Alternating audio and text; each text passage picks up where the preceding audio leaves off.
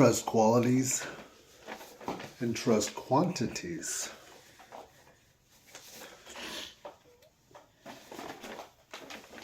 Here's some basic metrics for measuring trust to see where it's at.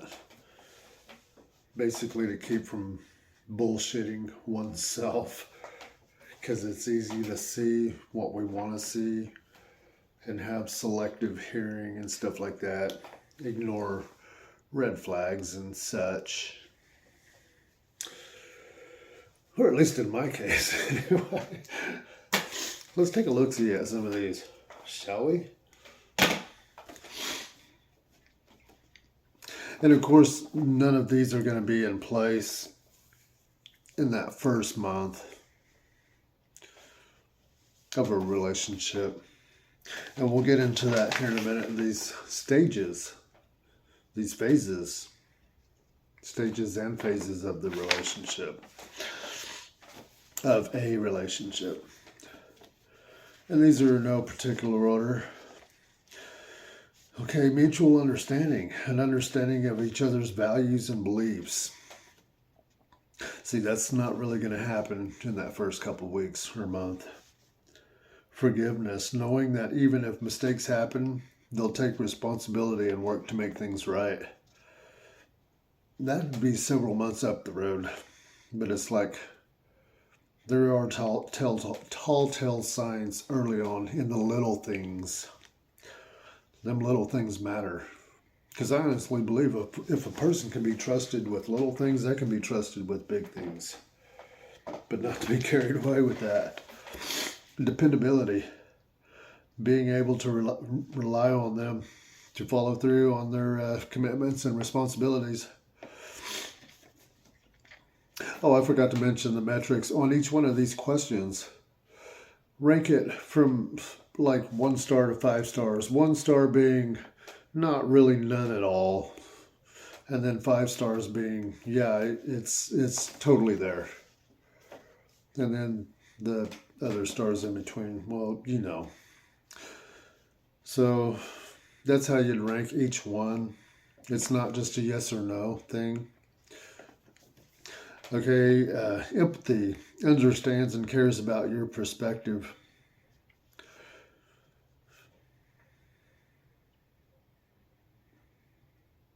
Did you pick which star it was? Okay. And this can be a little fun game to think about. Who's the person closest to you that you spend the most time with and come in contact with the most? That'll be a fun thing to do.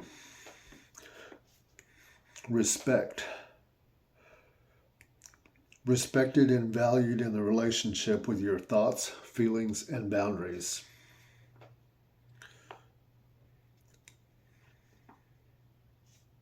Transparency. Knowing the person is open and honest with you without hiding anything.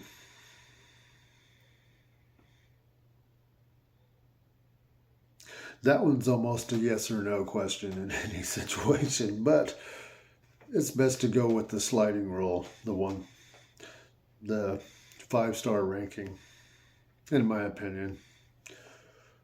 Don't want to get too cut and dry on too many things. Integrity. Knowing that they will act in accordance with what's right and wrong when no one is watching. Consistency, seeing consistent behavior and reliability. Over time, of course. And here's a good one. Vulnerability, knowing they won't take advantage of your trust. And then the big kahuna, unwavering belief. Trusting somebody implicitly means believing in them without hesitation or suspicion. Okay, now having said that, contrast these with various stages of relationships. And this is assuming that all systems are go and the people aren't too screwed up that are growing together. So anyways, it starts out complete strangers, we know this, and then acquaintances. That's several days or so, or a couple weeks. Casual friends, 3 or 4 weeks. Close friends, about a month and a half or so. That's assuming coming in contact with one another once or twice a week. Intimate partners, that could be 6 to 9 months, somewhere around there. Some type of romantic involvement. And then a committed relationship. That's kind of where those fine lines meet, somewhere around a year. And of course, what I call engagement or full bloom, about a year and 3/4, somewhere around 2 years. And then, of course, marriage. Okay, now having said that, 2 years actually is cutting it pretty close. But I think 2 years is fair enough time to see how one another is going to handle life. Because 2 years, there's definitely going to be some serious business happen. Life's going to happen. Unjust things will happen. And here's what I think a person should really look for. Not in the other person or other people, but in themselves first and foremost. And this is it. Right here. I'm getting ready to drop the bomb. So pay attention. Let me wet my whistle.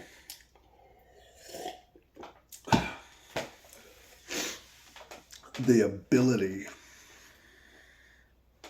to not go to the dark side. What do I mean by that? Life is unjust. Life is not fair. And that's what I'm talking about right there. Right there. Everyone has multiple times throughout their life, and I mean multiple times, to where they can either turn devious and defiant, and they can say, F it, because life's done them wrong, unjust things have happened,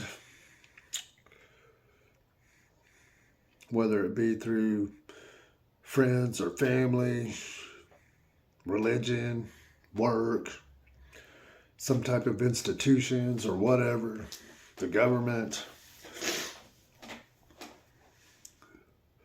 And see, that's the thing right there. When those kind of things happen, and injustice happens, and unjust things happen to good people, and they don't get rectified, the world does not make it up to you, and you just got to suck it up.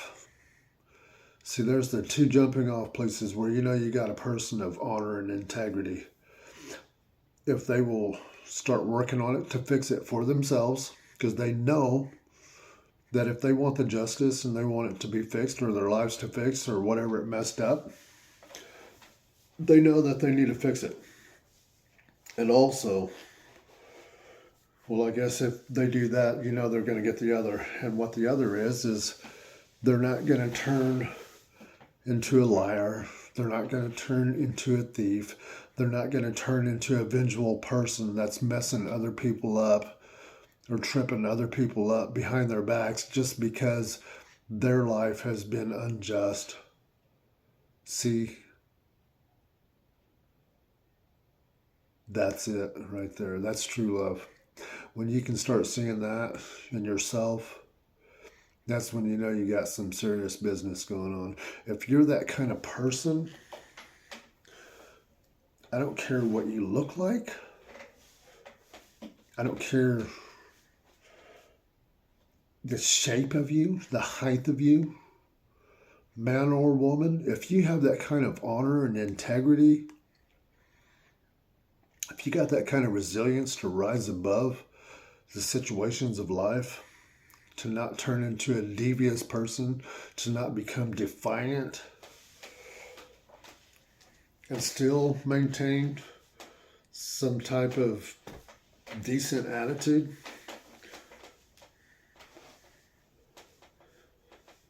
then you got some serious power. That's what I believe. Serious, serious power. Because in this world, life happens. You can be the best person in the world. You can be honest, hardworking, whatever. Do the right things when nobody's watching and everything. Still, bad things are going to happen. Unjust things. Either by nature, health problems. You may get ripped off. Experience betrayal.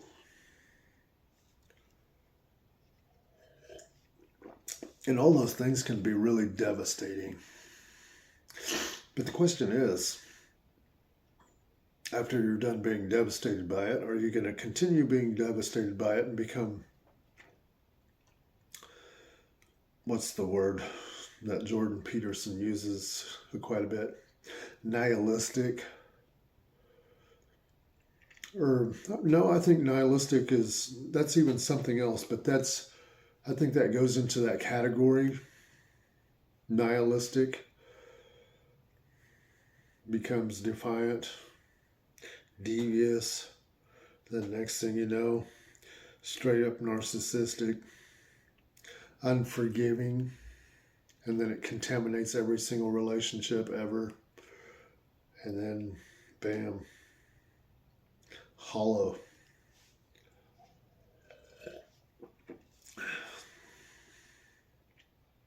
And I believe even if you have turned that way, or if you're a person that have gone to the dark side and taken on the F it attitude, then if you still got a beating heart in your chest and breath in your lungs, you still got a chance to change the road you're on. And I think one of the ways to do that is to figure out how to own everything going on in your life wholeheartedly. Own it. And when I mean own it, that means accept it as yours to work with, or to fix, or to repurpose, or to put it in proper context, or something, but never nothing. And I mean everything, all the way from childhood, all the way up through the teenage years, through the 20s, 30s, 40s, 50s, however old you are. Own every bit of it. Whether it was trouble you brought on yourself, or trouble somebody else brought on you, or if Mother Nature brought the trouble on you. Own it wholeheartedly. Don't have to be happy about it, just own it. Own it. Start working on it, fix it little by little, and never give up. Always do something towards it to make it right with yourself. See, because that's it right there. Trying to make it right with yourself. You may not be able to trust the world, but at least you can build it up to trust yourself and have some self-trust.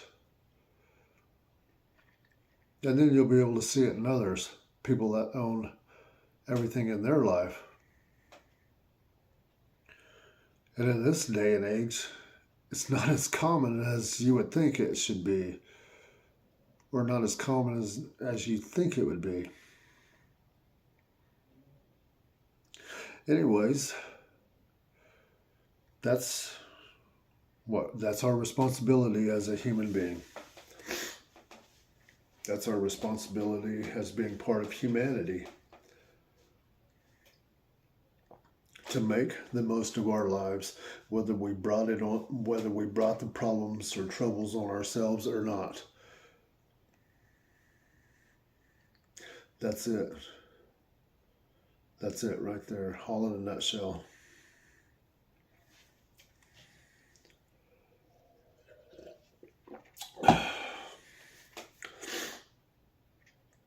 So anyways, Having said that, on a scale of 1 star to 5 stars, 1 star being not really none at all,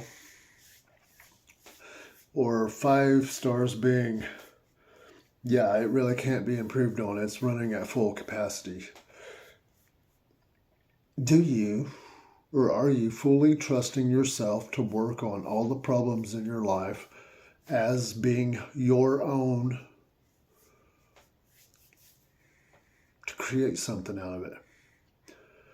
On a scale of 1 star to 5 stars, where do you rank yourself?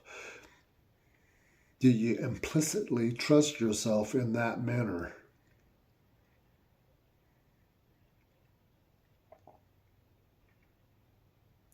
Something to think about. Have a good. See you in the funny papers.